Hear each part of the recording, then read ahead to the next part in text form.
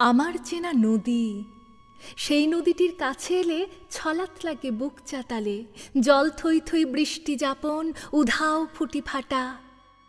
আমার চেনা পাখি, সেই পাখিটার কাছে এলে হ্যাচকা টানে আগল খোলে, কেমন যেন ঘর মনে হয় সুদূর আকাশখানা।